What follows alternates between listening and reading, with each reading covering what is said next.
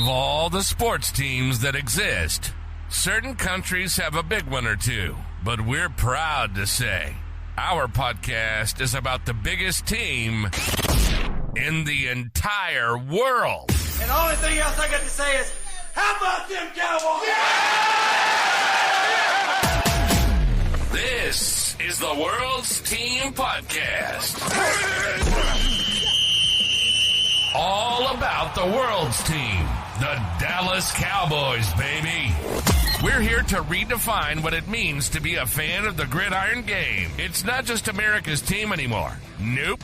We're taking that star-studded pride and spreading it across the globe. Each week, we dive into all things Cowboys. From game analysis that'll have you on the edge of your seat, to reactions and all the latest news. Whether it's free agency frenzy, draft day drama, or injury reports that make us want to hug our lucky jerseys a little tighter.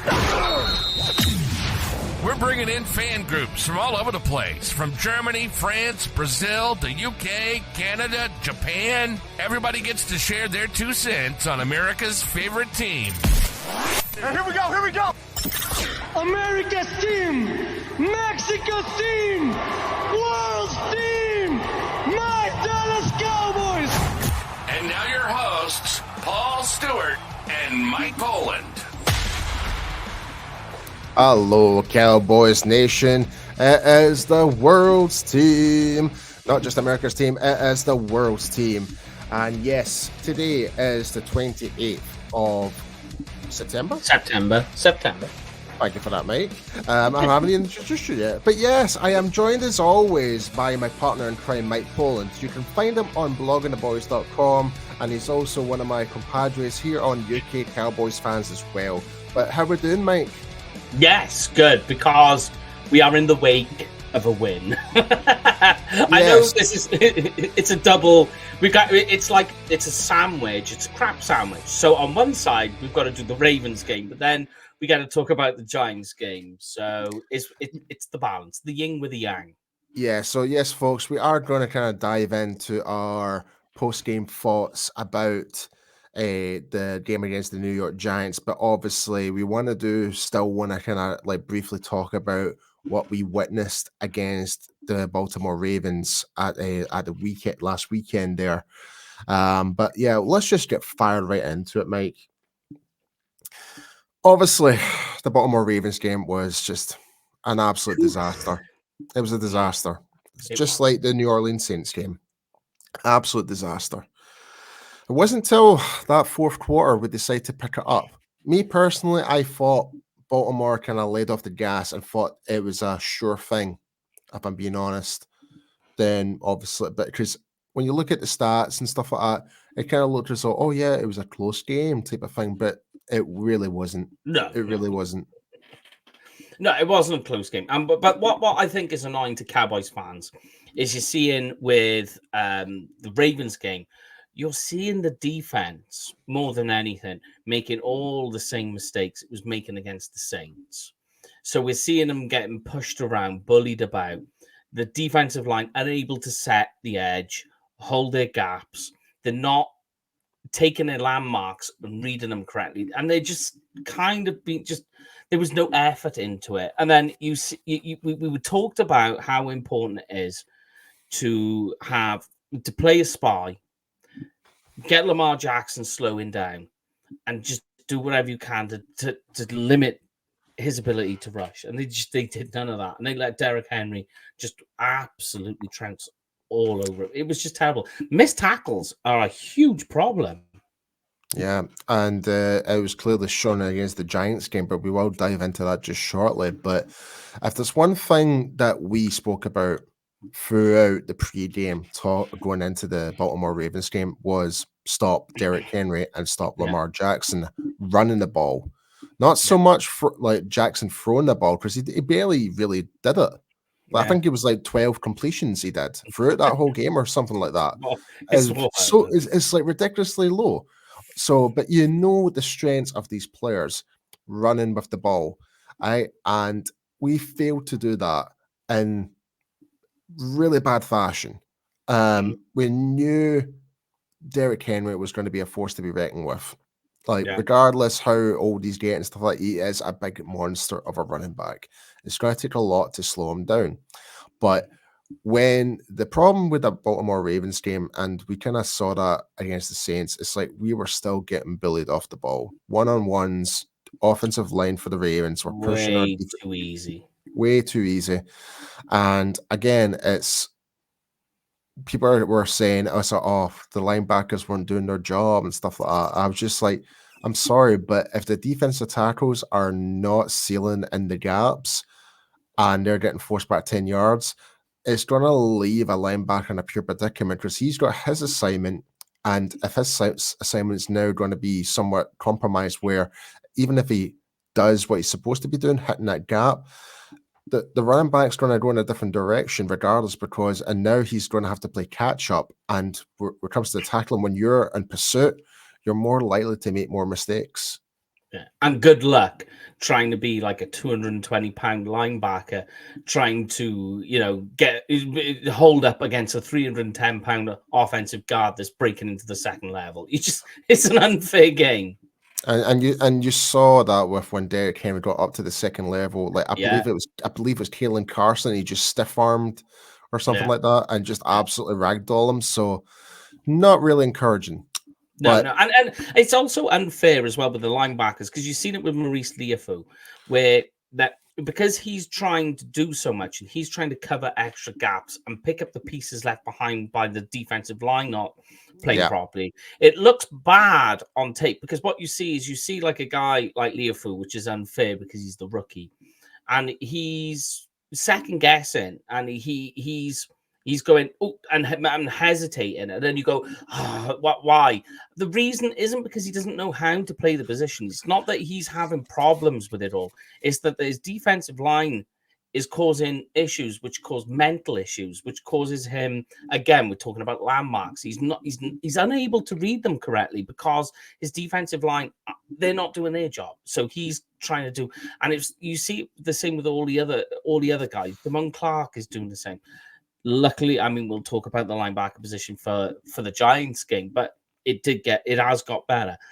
But then, we're talking about defensive line. There's so many problems. Like, I think it's got better, and again, we'll talk about it for next week. It still needs work, though. It still needs improvement. Yeah. Well, without further ado, let's just go back into what happened on a Thursday Night Football's game against the New York Giants at MetLife Stadium. So the Dallas Cowboys won 20-15. The New York Giants were on a kicking fest, essentially. Yeah. Did not score any touchdowns. So in a way, that is a good win for the defense. Definitely. Not giving up any touchdowns at all. So, but again, it's something that we've highlighted before on other podcasts on the UK Cowboys fans. It's like, it's only the New York Giants. But at saying that, though, the Giants still caused a threat. Whenever Daniel, and I've always said this about Daniel Jones, he's not the best quarterback in the world, but when he escapes the pocket, he can be a nifty, sneaky son of a gun. He's got the mobility. Oh yeah, like he's got some legs on him. Like he can really like run. Like, because I believe even though we absolutely demolished them last year, like shut them out completely, I think he still managed to get like 70 to 80 rushing yards against us, despite we absolutely destroyed him. But even stuff not like this that, time. Not this time. Not this time. No. But so obviously Rico Dowdle scored the touchdown from a screen pass, and CD. That was a really good play, and Dowdle showed a number of things on that play. He's obviously the hands, which is important, but breaking also, tackles as well. Yeah, breaking tackles, but seeing the vision, and you get to see that. You could see as soon as he caught the ball, how quickly he was looking at it. He's got a plan. He's got a thought, instinctive, moving forward, coming through. Like you say, breaking tackles was good. I really like that play. Mm-hmm. Yeah, like for me, like there is still an issue with the running game. And obviously, with that touchdown from Rico Dowdle, it wasn't a rushing touchdown; it was a screen pass. So completely different. So you're not going to go running into certain gaps within the defensive line and the offensive line.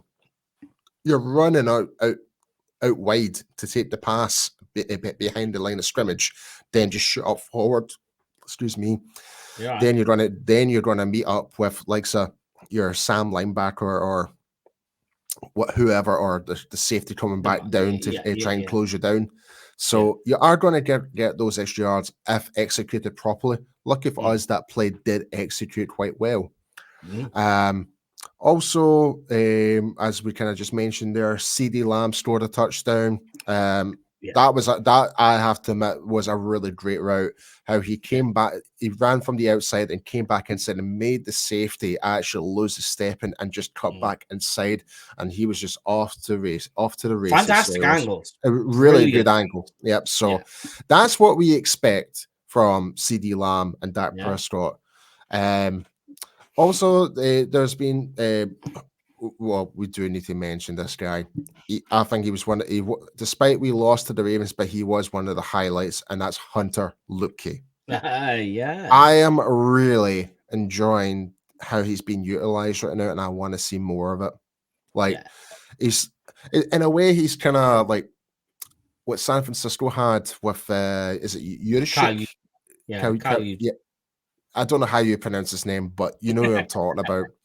Like he's not your traditional type of fullback, but he can play multiple points. He can actually play as an additional tight end. He can play as a running back, play as a fullback, and some of the routes he's running, man, like corner routes, slants, man, screens. Yeah, and the thing is what you're seeing with Hunter Luepke is you're seeing that the offense and Dak Prescott are willing to put their trust in him, and that you're definitely seeing that as you saw in last week's game, and you've seen it the week before, where they're throwing to him on a critical third down.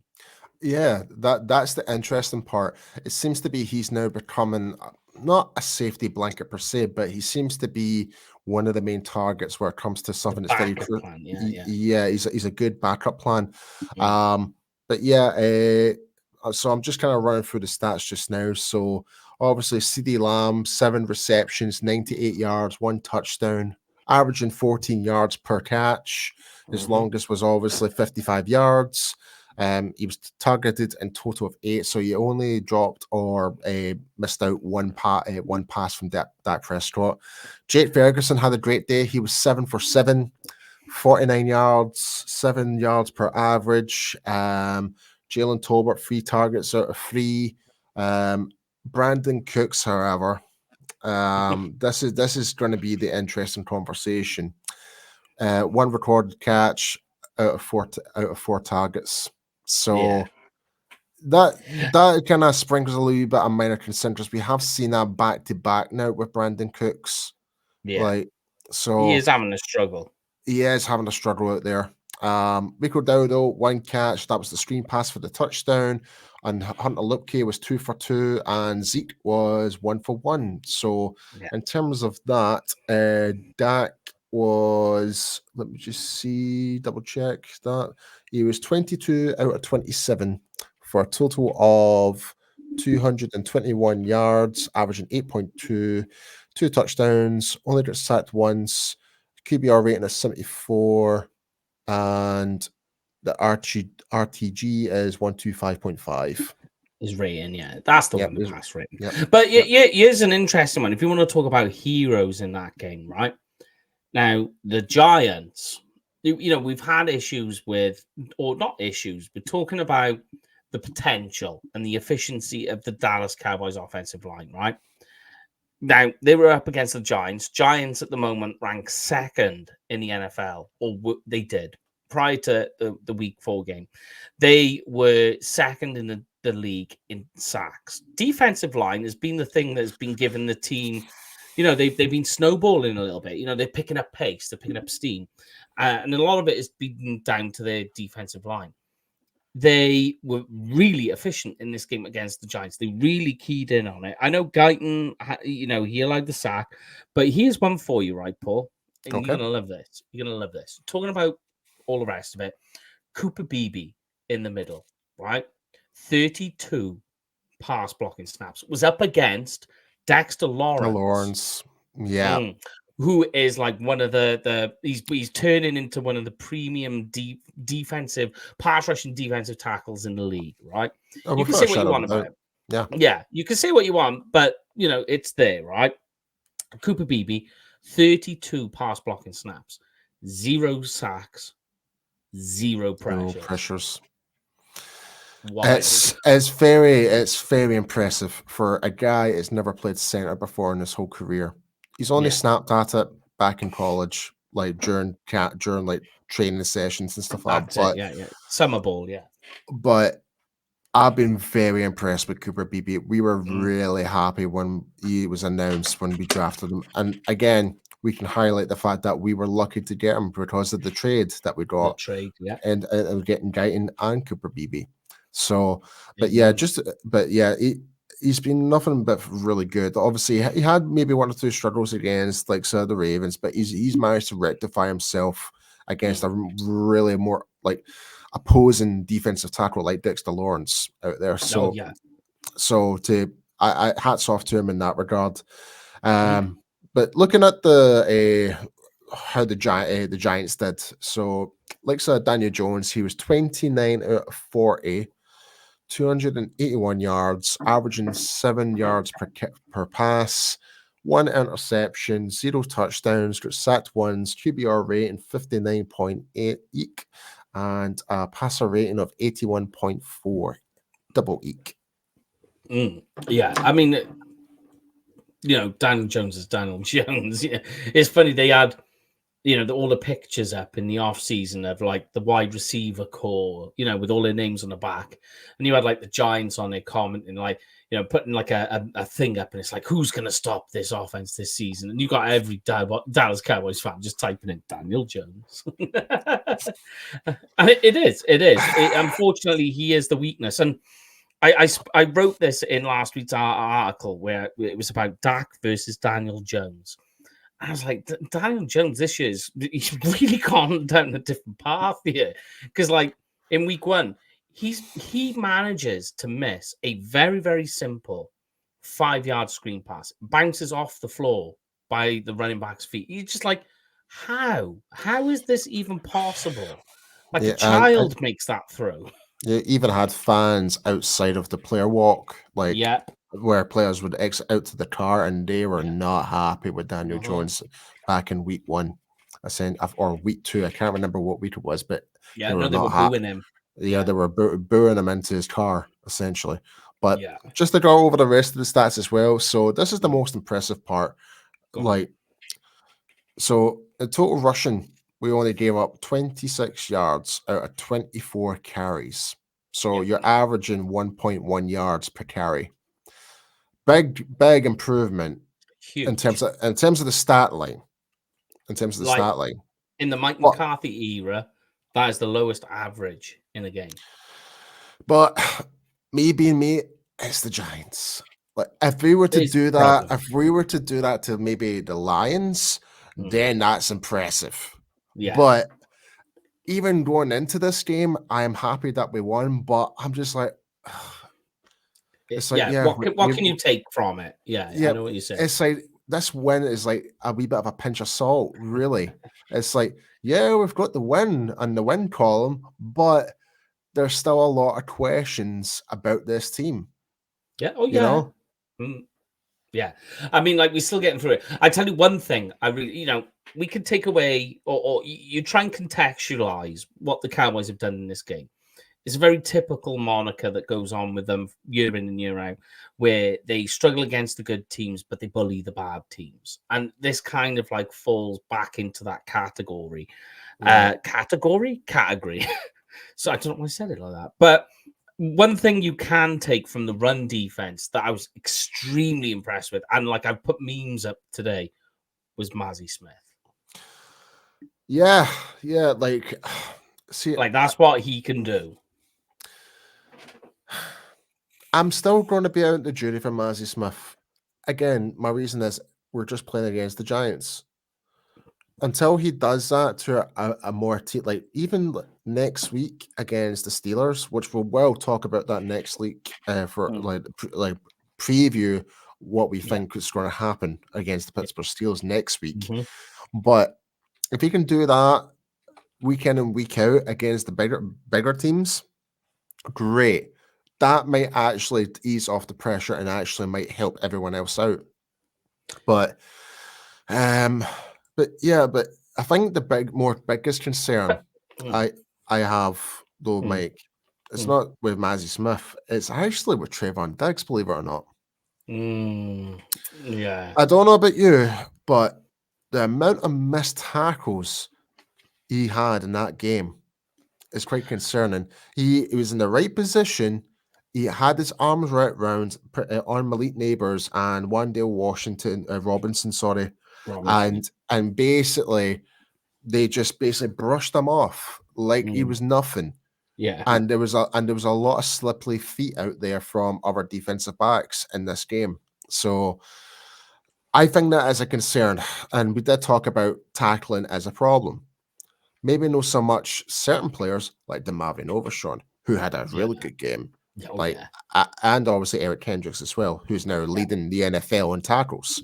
And also just to highlight as well, Dak Prescott is leading the NFL in passing yards, and CeeDee Lamb is now number 3 in receiving yards. And that was before this week's game as well. Dak was leading the league. Yeah, that was before. But even though despite we are 2-2, we do have these type of statistics, but it just doesn't feel like we have that top tier team. And I sound like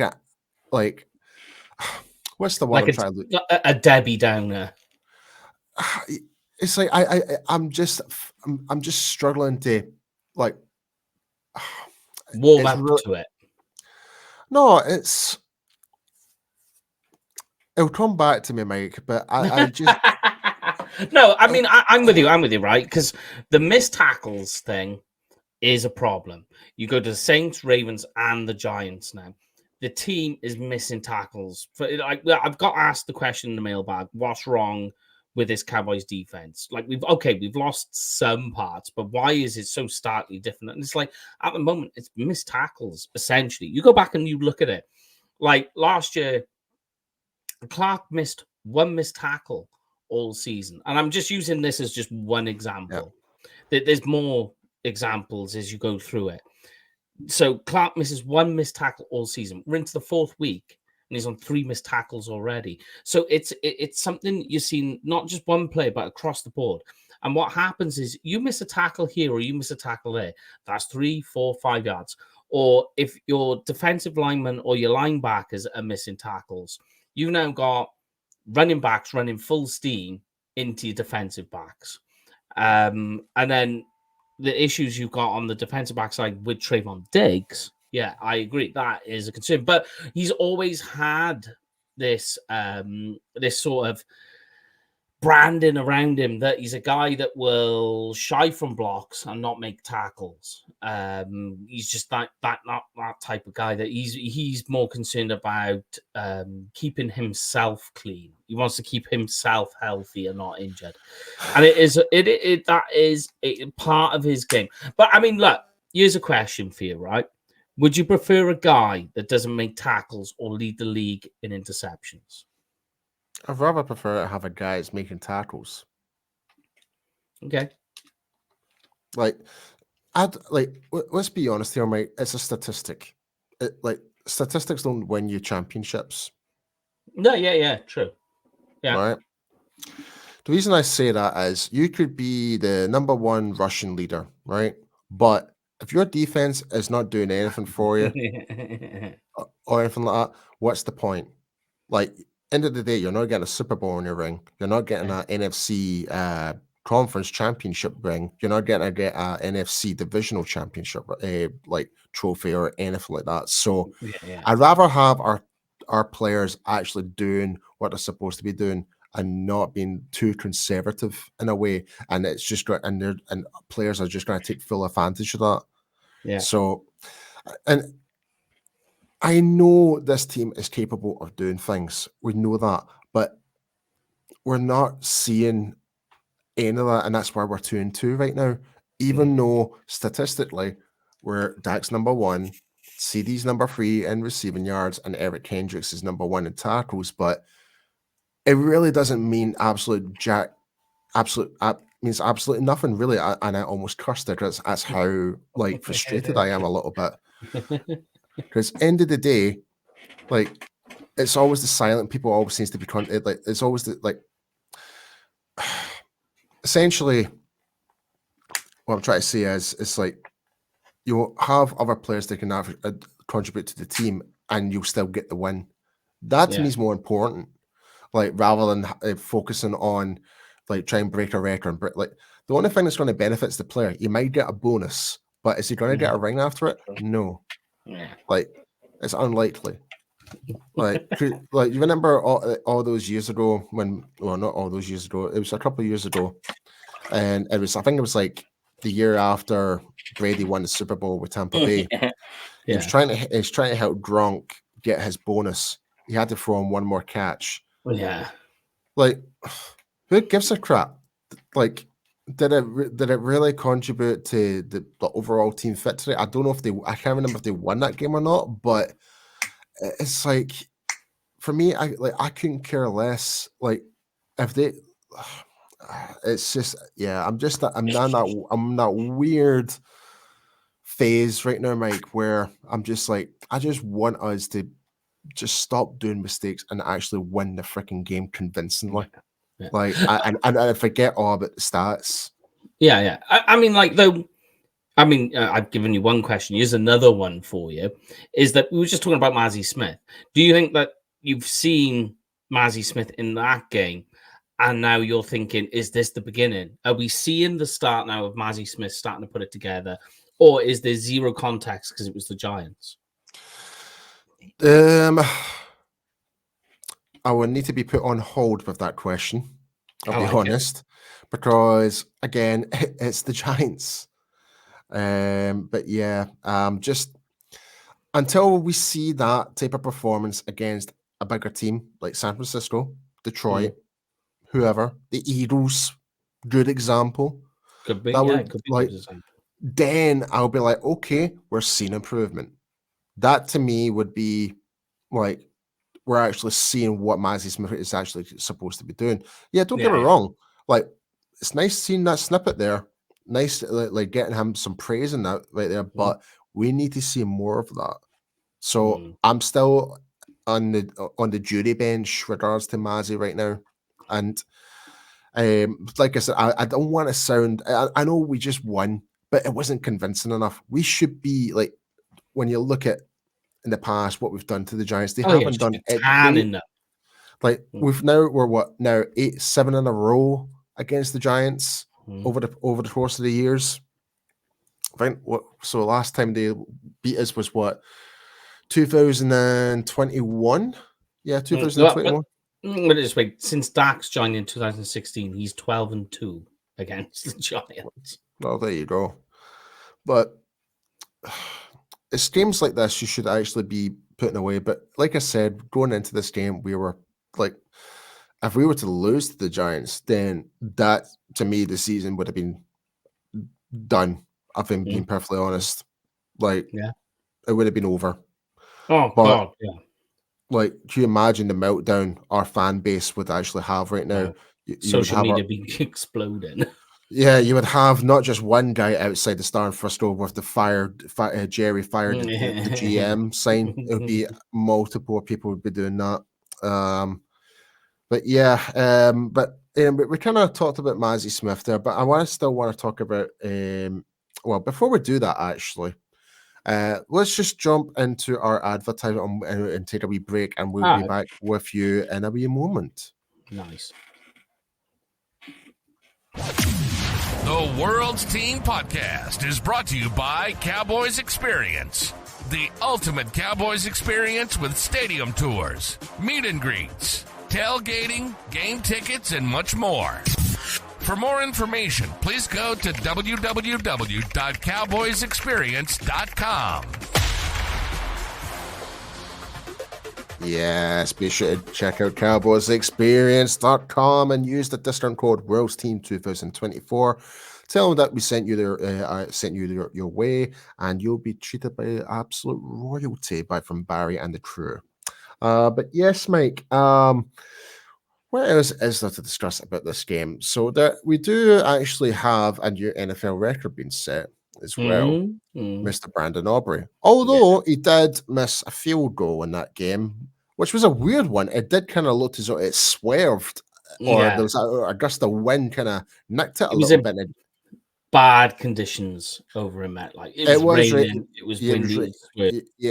But even still, though, he hit a beautiful 60-yarder. I think was it in the second quarter, I believe he hit it from? Yeah, it was, yes. And it was beauty as well, right down the line. Yeah. And that kind of started to set things up then for Dallas. Yeah. I generally thought that this might have been the game. Well, when I saw the weather conditions, then it kind of put a little bit of doubt in my mind. But I was kind of hoping that Aubrey might have kind of set the NFL record with the longest field goal in that game. Like, because I think you really do need the right conditions for it, because we know he's capable of doing 66, 65 indoors easily. So if he has the right wind direction, like going towards to the actual goalposts, man, you're talking 67 to 69 yards. It's just wild. It's just crazy.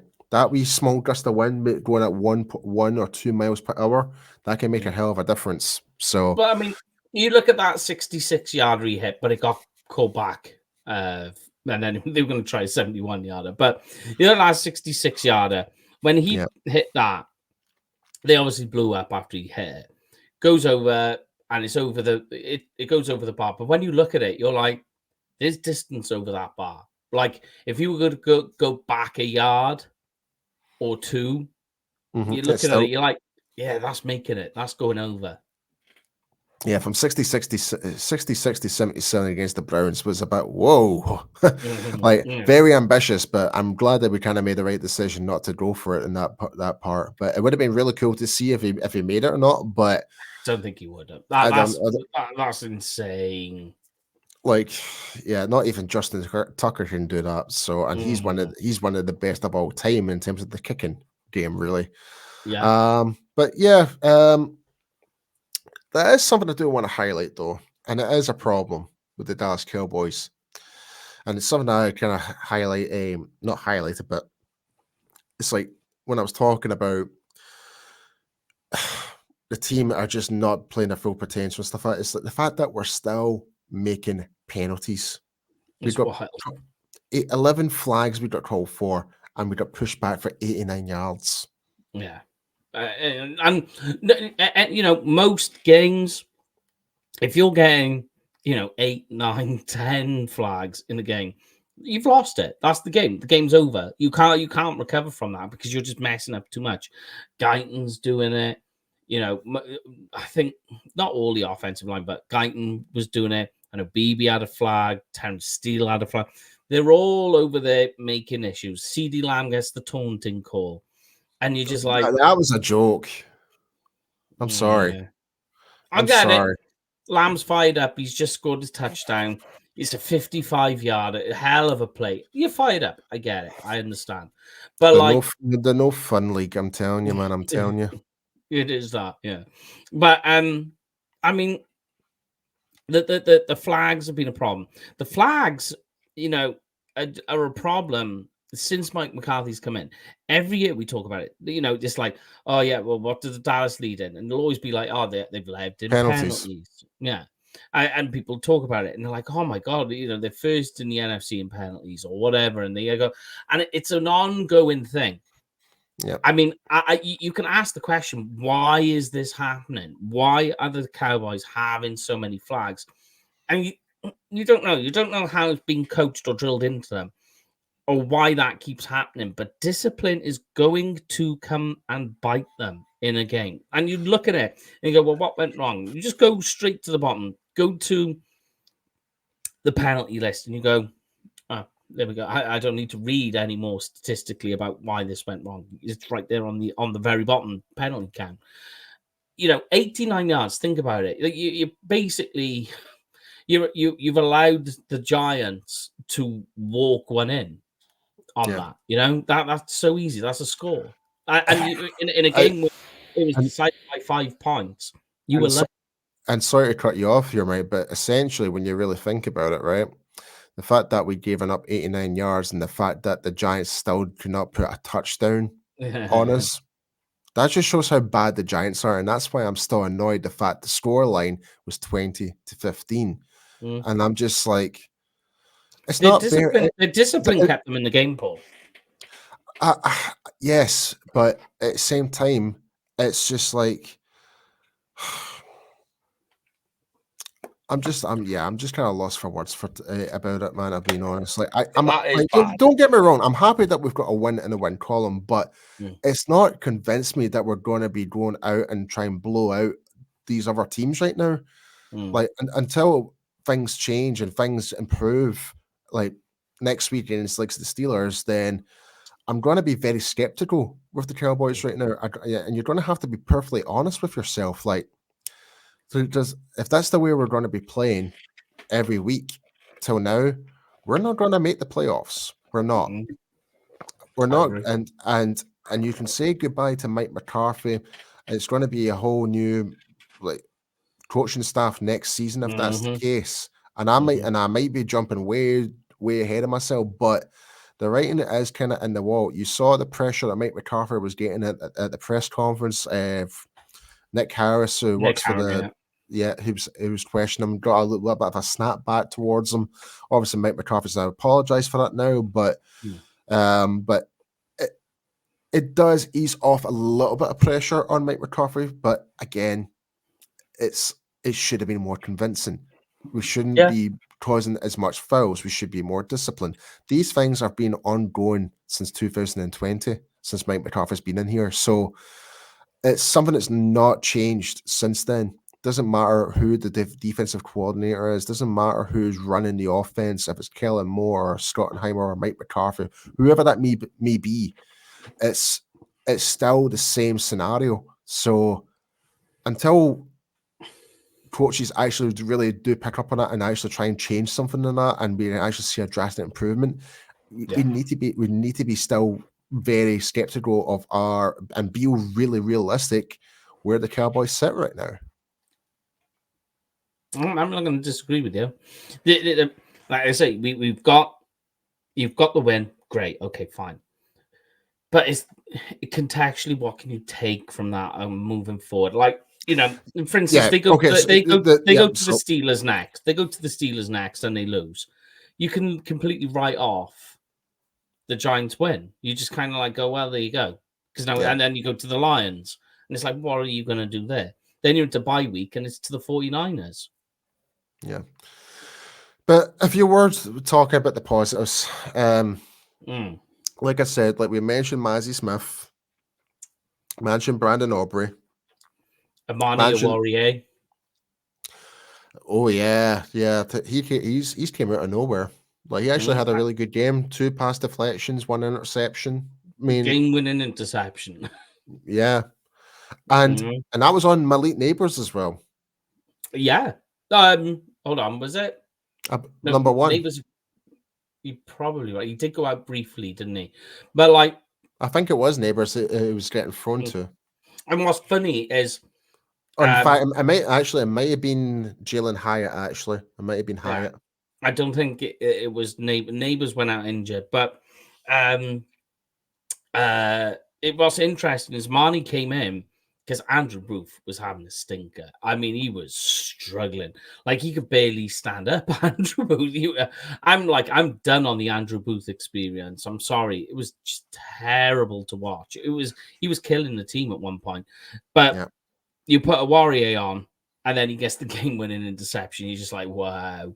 I know because Caden Carson was out. You've got to try and figure something out. And next man up. That's it. And they did all right. I'll be honest with you. Like, I think you tend to get a lot more success in the guys that have a lot more to prove.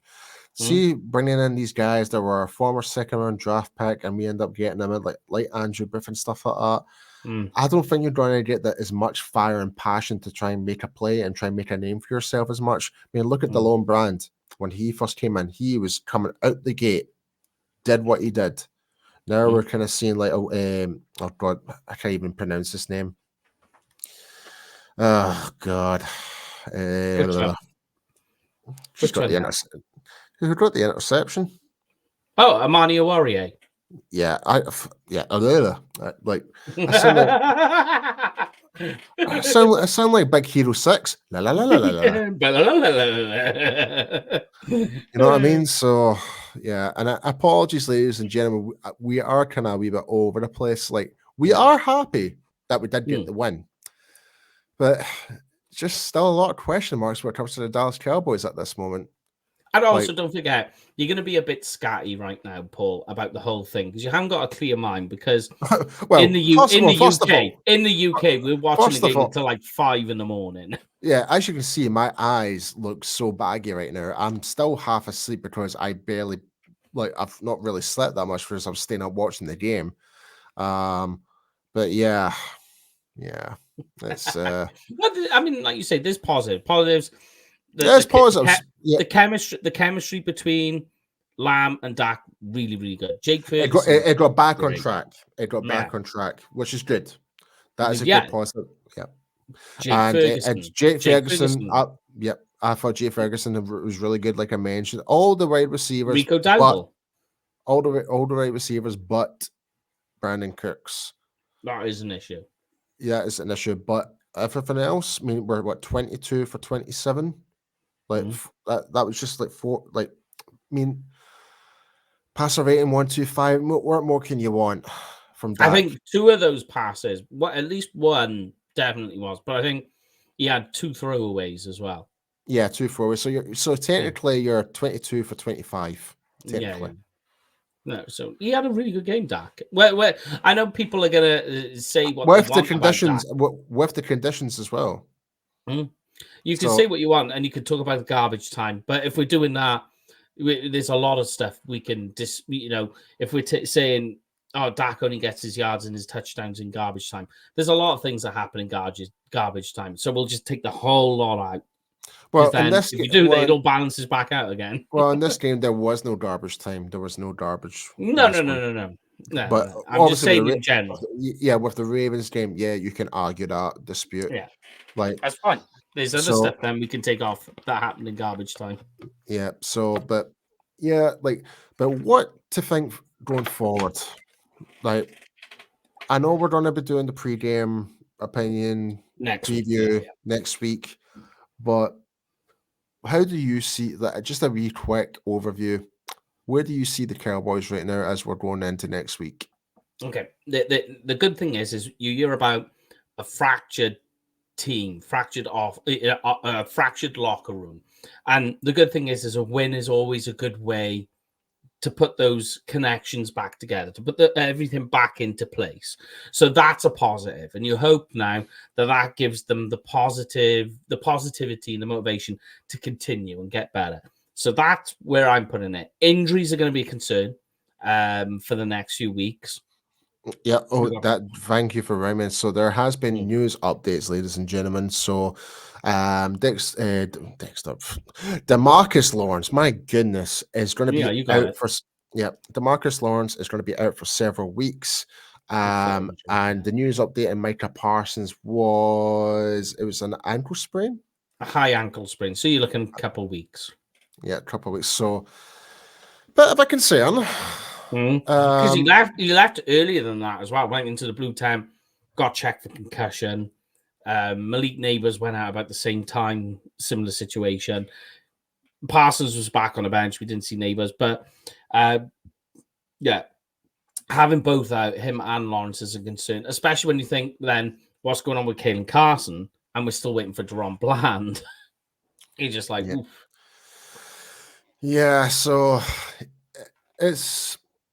I'm not worried. I'm just minorly concerned. That's all at this moment. But kind of looking more into just a couple more positives going forward. It was good to see some Marshawn Leland get a sack in the game. No, was it Leland? No, it was not. Well, according to the stats, it was DeMarcus Lawrence. Sorry, I do apologize. I generally thought it was Marshawn Leland at the sack. Yeah, Leland had quite He had a And tackle for loss. Same way Mazzy Smith, Mars yeah, Lauerfoot had a tackle for loss. Nealon's kind of from week one. I was impressed. Beyond that, including the Giants game, I'm kind of like, I want to see more. Let me see more. He is going to get that opportunity with now True. D-Log. Yep. Yeah. So obviously we know our good friend Sam Williams is obviously out for the season. So this is a big opportunity for the rookie Marshawn Leland to actually step up and show what he's made of, playing in more snaps throughout the whole game. So And Carl Lawson will get an opportunity now as well. yeah, you go. And he is a pocket rocket of a defensive end, let's be honest. So, yeah. But yeah, Mike, I know we don't have any bold predictions or any score predictions to do this week because we're actually reviewing what happened on yesterday, on Thursday's game. So I suppose we could do a would you rather this week, but it's going to be quite difficult. To me, I think it's going to be quite difficult how to figure one out. But me knowing you, Mike, you always have something. So all right. So what would you rather? At the moment, running game is a problem. Zeke is literally having another down season. Yeah. Last week's game, I think he's got like 14 rush yards. Very little. Do you continue hoping that it will click and you stick? It was 19. 19 yards. Do apologize. So do you continue going down this road with Zeke and you hope that something fires or clicks? Or are we going to pull him and put Dalvin Cook in? So would you rather continue with Zeke or go with Cook? Both aged running backs with a lot of beating taken out of them. But we do know that Zeke is not the number one running back right now. We do know that. So I don't think it'll make much of a difference, but I don't know. Like if it to be the number 2 running back, I would still have to stick with Zeke because of the chemistry he does have with Dak. Yeah. Like just more familiarity, like that is more familiar. But in terms of maybe throwing the surprise element, that's a hard one, mate. I'll be perfectly honest with you. But folks, let us know what you think. Would you rather? Would you rather have Dalvin Cook in, or would you have Zeke continuing on right now as the number 2 running back? Let us know in the comments. Love to hear your thoughts. If you're watching on YouTube, if you're on Spotify, be sure to swing by our YouTube channel and just leave a comment as well, and let us know what you think. But yes, folks. Normally we would sound like absolutely thrilled and buzzing the fact that we did get a win, but it is the end of this week's show. Hopefully we can try and think more positive going into next week as we go against these Pittsburgh Steelers. Hopefully try and get a win. We will be covering that game in detail, the injury reports, you name it, the whole shebang.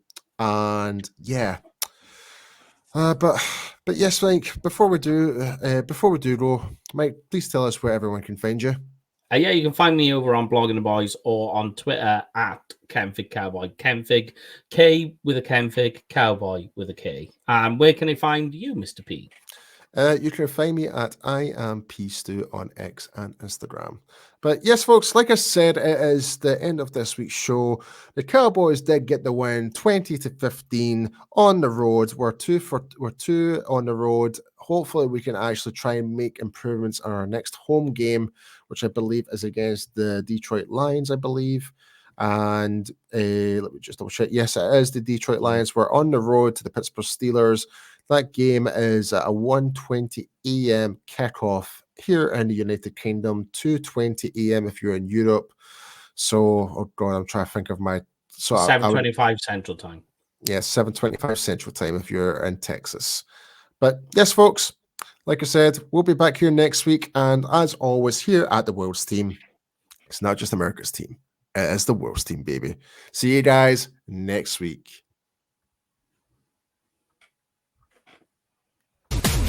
You've been listening to the World's Team Podcast.